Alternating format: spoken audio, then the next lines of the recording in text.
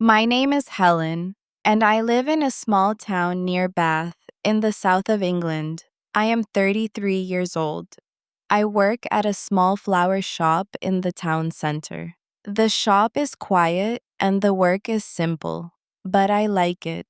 I love flowers, their colors, their smells, and the way they make people smile. I live with my husband, Tom. He is 40. We have been married for 5 years. Tom is a primary school teacher. He is calm and gentle. At least that's how I saw him when we first met. He teaches children between 5 and 8 years old. The children like him. He tells good stories and always brings home drawings made by his students. We don't have children of our own. I wanted them, I hoped, but time passed, and it didn't happen. I didn't talk about it much. Tom said, "Maybe it's just not meant to be." And I said nothing after that. I tried to stay busy. I work 4 days a week on my days off. I clean the house, walk in the park, and sometimes visit my sister. Life is quiet, but quiet isn't always peaceful. Sometimes quiet feels lonely. It didn't start with a big moment. It started with little things. Tom would come home from work, kiss my cheek, and go straight to his desk. He said he had marking to do. Sometimes I would make tea and sit beside him, but he would not say much, just small words, just short answers. One evening, I found him sitting on the sofa, staring at an old photo in his hand. I had never seen it before.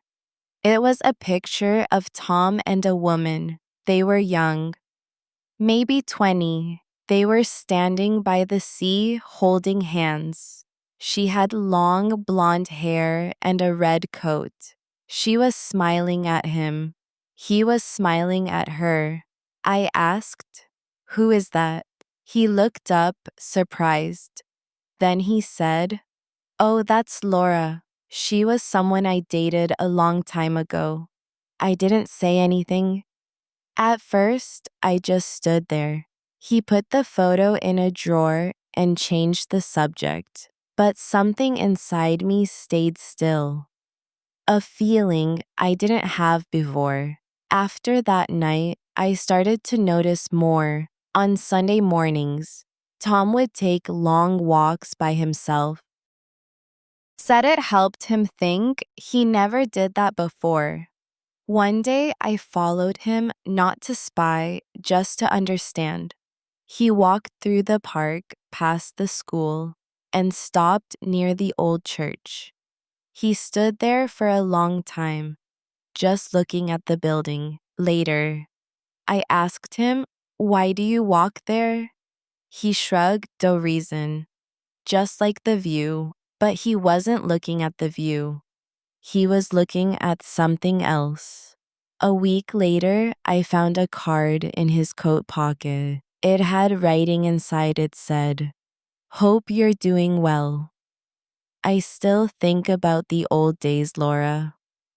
I stood in the kitchen holding that card for 10 minutes. My hands felt cold. I heard Tom come in through the front door, and I quickly put the card back where I found it.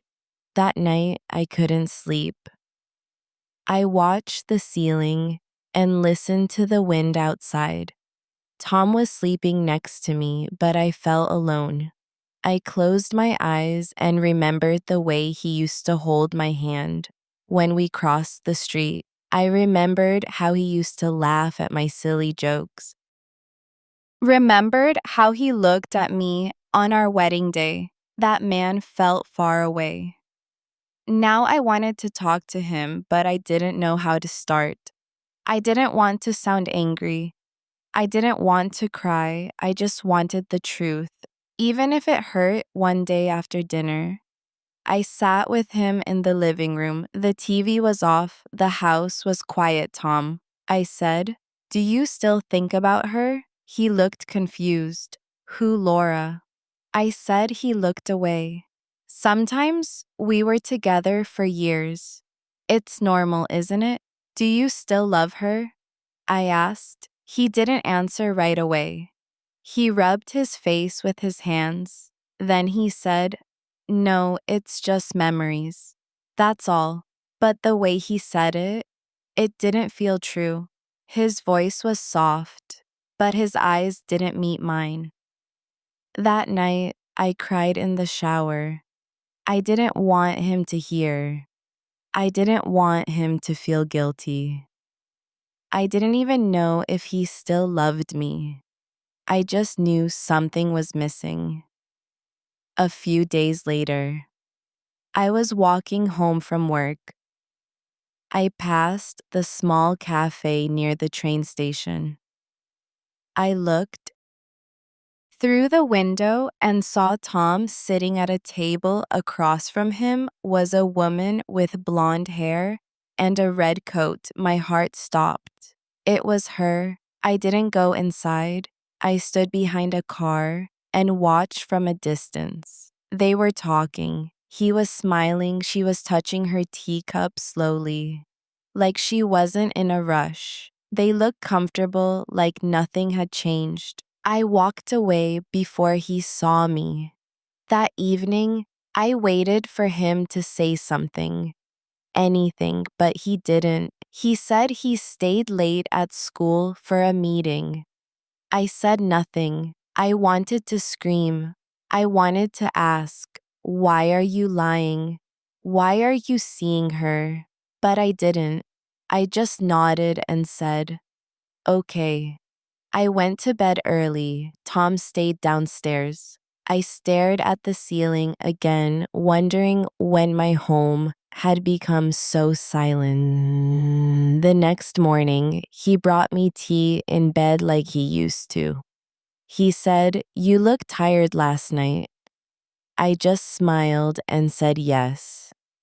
A little, he kissed my forehead and left for work. I held the tea in my hands and looked out the window. The sky was gray. The trees didn't move. Everything looked still.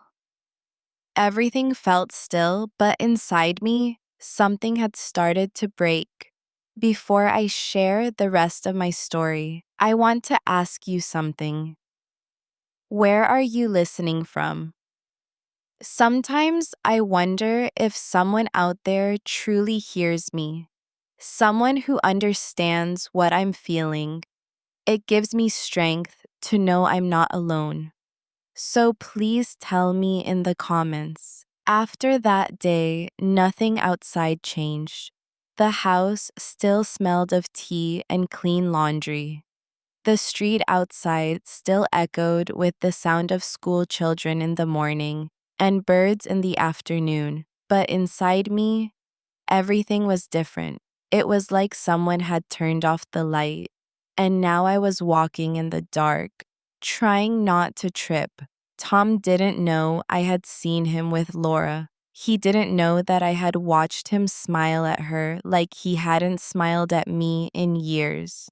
I told myself, maybe it was just one meeting, maybe it meant nothing. But my heart didn't believe.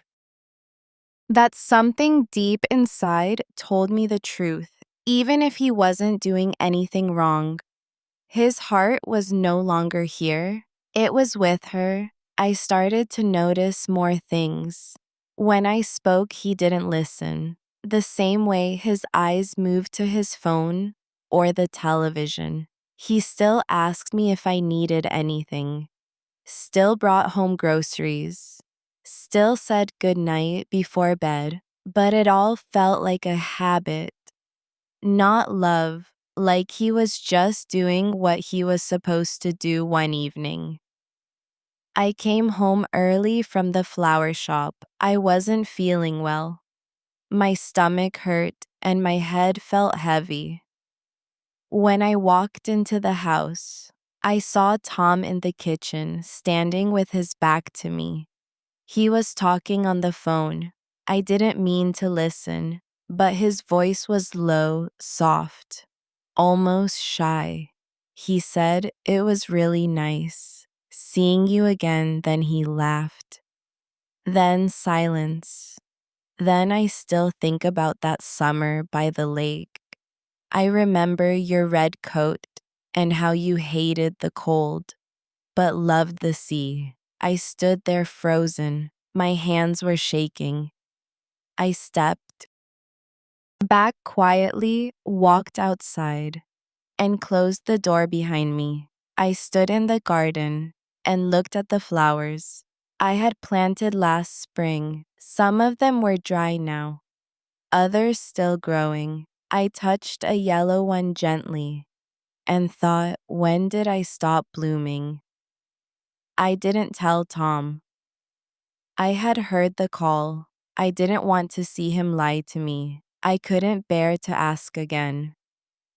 Do you still love her?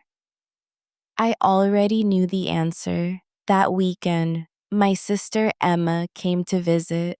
She brought chocolate cake and old stories. She always knew how to make me smile, but this time, I couldn't pretend for long. While we drank tea in the kitchen, she looked at me and said, "Helen, something's wrong. You look tired, sad." "What is it?" I looked at her and my eyes filled with tears. I hadn't planned to cry, but they came quickly, like they had been waiting for someone to ask. I told her everything about the photo, the card, the walk, the cafe, the phone call. She didn't say, "Leave him." She didn't say, "Stay." She just held my hand and said, "You don't deserve to feel invisible." That night, I thought about her words. I lay in bed beside Tom, who was already asleep, and stared at the ceiling again. I had done this for so many nights. I counted the little cracks in the paint. I listened to the wind outside, and I asked myself the same question over and over. What happened to us the next morning? Tom made toast and tea. He placed the plate in front of me and kissed my head like always, but it felt like a goodbye. We sat at the table in silence. I watched him drink his tea, read the paper, fold it neatly. Everything looked normal, but I felt like a guest in my own home, like someone passing through a place that used to feel like mine. I wanted to speak, but the words sat in my throat like stone. So I waited until that evening, when the sun began to set and the light came through the window in soft gold. I sat with Tom on the couch. The television was off the street. Outside was quiet. I said, "Can I ask you something?" Looked at me. "Of course, are you happy with me?" I asked. He seemed surprised by the question. "Why do you ask that?" "Because I don't feel like I make you happy anymore," I said. He didn't answer at first. He rubbed his hands together, a habit he had when he was nervous. Then he said, "I'm tired, Helen. Work is busy. Life is busy. Maybe we both feel a bit lost." "That's not what I asked," I replied. He looked at me, and I saw something in his eyes that I hadn't seen for a long time. Sadness, not sadness.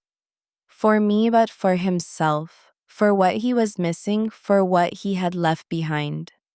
I said, "Do you still love Laura?" He didn't speak. That silence was louder than any answer. I stood up and walked into the kitchen. I didn't want to cry in front of him. I leaned on the counter and stared at the clock. It was almost 7 Hosur, but it felt like midnight inside me. He came in quietly. "I'm sorry," he said, "for what I asked for, not letting go." He replied. I nodded. I didn't need more words over the next few days. Thought about what to do. I still cooked dinner, I still went to work, I still watered the plants. But everything felt like it was happening in a dream. I was walking through a house that looked the same, but the warmth was gone one evening. I opened the wardrobe and started packing a small bag. Not all my things, just enough for a few weeks. Tom walked in and saw me folding my jumper. He asked, "What are you doing?" I said, "I'm going to stay with Emma for a while." He didn't stop me. He just stood there, hands in his pockets, eyes on the floor. "I need time," I said. "Time to feel like myself again." He nodded, and that was it. I left the next morning. I kissed his cheek before I walked out the door. He didn't say goodbye on the train to Emma's house. I looked out the window and watched the trees pass by. I didn't cry. I just felt empty. But even in that emptiness, there was a small light, a quiet knowing that I was choosing myself, that I was not waiting anymore for someone to remember I was. There, Emma's house was small, but warm. There were soft blankets on the sofa, flowers on the table, and the smell of baked bread in the kitchen. Her little dog, Toby, followed me everywhere. It wasn't my home, but it felt safe the first few days. I didn't do much. I sat by the window, made tea, and looked at the hills outside. Emma didn't ask me questions. She gave me space. She made soup and listened when I was ready to speak. One evening, I finally said I didn't feel like I was there anymore. It was like I had become invisible. She put her hand on mine. "You were never invisible." He just stopped looking. Those words stayed with me. I thought about my marriage. I thought about the early days, how Tom used to bring me daffodils from the market, how we laughed at silly things, how we danced in the kitchen when the radio played our favorite song. But all of that felt so far away now, like a memory that belonged to someone else. And I thought about Laura, not with anger, but with sadness. Wasn't angry at her. I didn't even know her, but her place in Tom's heart had stayed open all these years, and there was no space left for me. Sometimes I walked by the river near Emma's house. The path was quiet and the water made soft sounds as it passed over the rocks. I liked walking there in the mornings when the world still felt sleepy and gentle. I needed time to feel like myself again, time to breathe, without thinking of someone else's shadow. Tom sent a message after 1 week. It said, "Hope you're okay. Let me know if you need anything." I stared at the message for a long time. My fingers hovered over the keyboard, but I didn't reply. I didn't know what to say. I didn't want to hear more silence. I didn't want more half-truths. Instead, I put my phone away and walked outside. Days turned into weeks. I started to feel a little stronger. Each day, I helped Emma in her garden. I read books from the small library near the church. I baked bread one Sunday morning, and it didn't fall flat. That made me smile. One afternoon, I met an older woman in the park. Her name was Margaret. She was sitting on a bench, feeding the birds. I sat beside her. She looked at me and said, "You look like someone with too many thoughts." I smiled. "Maybe I am." She nodded. I once left a man after 30 years. People said I was brave, but I wasn't. I was just tired of feeling like furniture in my own life. Her words touched something in me. I didn't want to be furniture. I didn't want to be someone who stayed quiet to keep the peace. I wanted to be loved in full, not as a backup, not as a safe option. I wanted to be chosen, not just in words, but in heart. That evening, I took out a notebook and started to write. I wrote about Tom. I wrote about the way he used to hold my hand and how that stopped. I wrote about the photo, the cafe, the card in his pocket, and the quiet dinners. I wrote until my hand hurt, and when I finished, I closed the book and felt lighter. Tom called the next day. Didn't answer. He didn't leave a message. Maybe he had nothing to say. Maybe he didn't know what to say. Or maybe he finally understood. I wasn't coming back. A month later, I returned to our house, not to move back in, but to pick up my things. I called ahead and Tom said he would be out when I opened the door. The house looked the same, the sofa was in the same place. My mug was still on the kitchen shelf, but it felt empty, not just because he was gone, but because the love I once felt there was gone too. I packed slowly, clothes, books, a few framed pictures. I didn't take everything, just the pieces that still felt like mine. Before I left, I stood in the living room.